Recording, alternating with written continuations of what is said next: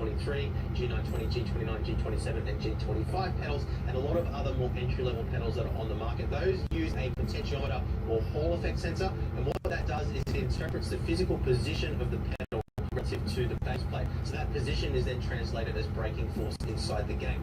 Now, when it comes to establishing a Hall effect sensor, what that does is it interprets the physical position consistently. A force-based system is always going to be that little bit more consistent than a position-based system. That is purely just because your body is better at memorizing and seeing the correct amount of force applied rather than position. And for you want to test this, it's actually quite simple. You can close your eyes and touch your arm on your arm system, and then try to touch that exact same position again, and you'll find that you'll be way off.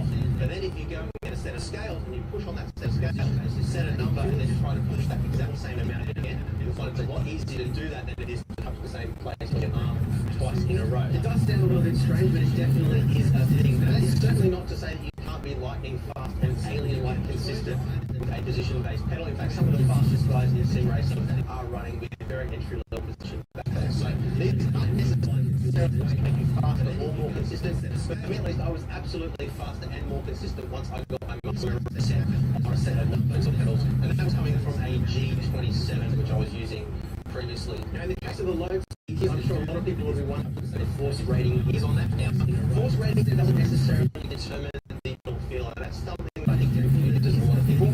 This is a 100 kilogram myself, but the pedals can be adjusted to provide a wide variety, wide scope between a very soft pedal feel and quite a stiff pedal feel at the upper end of the spectrum. Although I'd be lying if I didn't say I wish it was a little bit stiff for my personal preference, but we'll cover that in more detail a little bit later on during today's video. So we'll back to the detail I want to quickly jump into the clutch pedal for that. There's an important point of difference there as well compared to what we've seen in the past from Logitech. So one of the big complaints with Logitech pedals in the past was that the potentiometers or the variable resistors that are used to interpret the pedal position, as we mentioned earlier, can with dirt and debris, dead skin cells and nasty things like that over time. And that would generally manifest itself, at least to begin with, as a slightly unreliable signal. You might push the pedal all the way to 100% and only get 90% throttle or something like that, so you wouldn't even realize while you were driving until you lost the race and you go in and go, oh, I was only actually accelerating at 90% capacity. So little niggly things like that. At their worst, what would happen is they'd bind up or they'd start to feel crunchy or just stop working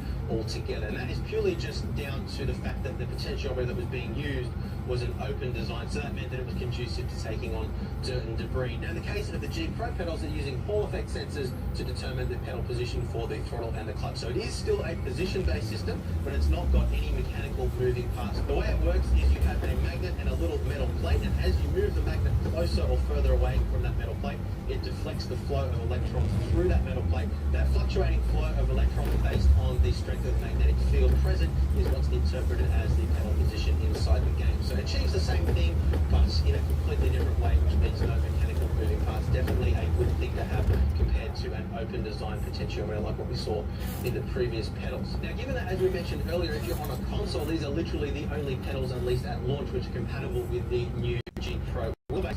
It's obviously important that they need to be as versatile as possible and drivable for as many different types of people as possible, from kids all the way through to adults. So one of the things that I've been really focused on when reviewing these pedals is a wide range of adjustability, particularly in the brake pedal. If the pedal's too light, then you end up ultimately just using it as if it were a position-based system. You're not really getting any benefit from the low. So conversely, if it's too stiff for you, then you're not going to have a good experience either. Now, another important consideration as well, of course, is the different environments in which people might be using these pedals. Everywhere from just sitting on a floor underneath a table not fixed to the chair to hard mounted on a sim rig. Now, obviously, if the pedals are sitting on the floor, then if you've got a really stiff pedal, they're either going to wheelie or they're just going to slide across the floor, and bam, there goes all of your consistency. So that is an obvious consideration as well, and we'll unpack all of this stuff in more detail when we get into adjustment in just a moment. So before we dive into adjustment, let's take a look at the physical hardware and the way it's all presented, because obviously this is a much more expensive set of pedals than what we're used to seeing from Logitech, so our benchmark for quality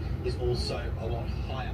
So we've got a beautiful gunmetal style brushed aluminium pedal face on all three of the pedals. You can see plenty of adjustment here as well, so you can just unscrew the pedal faces. You can move them across or up and down depending on your preference and the size of your feet. And you can see a really nice beveled edge on these as well, so no sharp edges to speak of whatsoever. Very high quality finish A lot of way more expensive pedal sets that we've tested over the years don't have anywhere near the quality finish that these pedal pads have. So obviously that's something that jumps out at you immediately when you look at the pedals on the rig, so nice to have that. And from a functional perspective as well, nice and smooth there, so it's not going to tear up your feet, wear through socks, or rip up your boots if you are heeling and towing.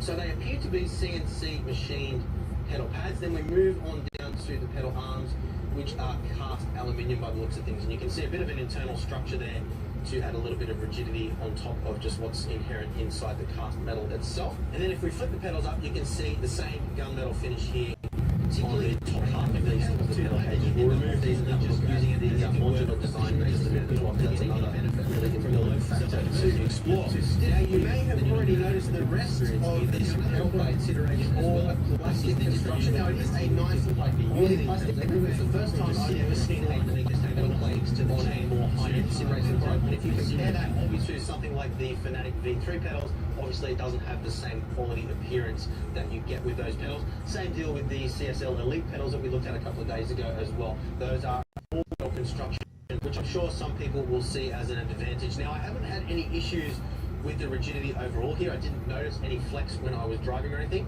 and we will actually pull this enclosure apart and have a look at the internal structure in just a minute as well. The one concern that I do have, however, is if you happen to drive with shoes and you happen to have a little bit of gravel or something stuck in the sole of those shoes, then I'm sure this plastic is going to scrape up and look really tacky in no time at all, which is obviously not something that you want when you're spending this kind of money on a pedal set. So I would like to have seen at least metal heel rest here. It does have a ridged finish here as well, which is going to make it difficult to stick a vinyl wrap on or something like that if you want to try and protect it. So yeah, it's definitely an interesting design choice going with the plastic, but just like we saw with the Jeep Pro wheelbase, it is a very high quality plastic. It does have very tight tolerances, and it is finished very nicely. I'm just not sure how a finish like this is going to stand the test of time cosmetically. Now if we flip the unit up here as well, we can see again a lot of attention to detail going on under here. We can see the little wraps for routing our cables. We've got individual RJ connections for each of our pedals. As I mentioned earlier, this module is actually removable as well, so you can unbolt all three of the pedals, move them around, move this assembly around as well if you want to ditch the base plate altogether and hard mount these on your rig or invert them or something like that. One of the things that they said in their presentation was that they paid a lot of attention to a lot of the mods that people have done with their other products and tried to make it as easy as possible to achieve similar things with this product without having to go out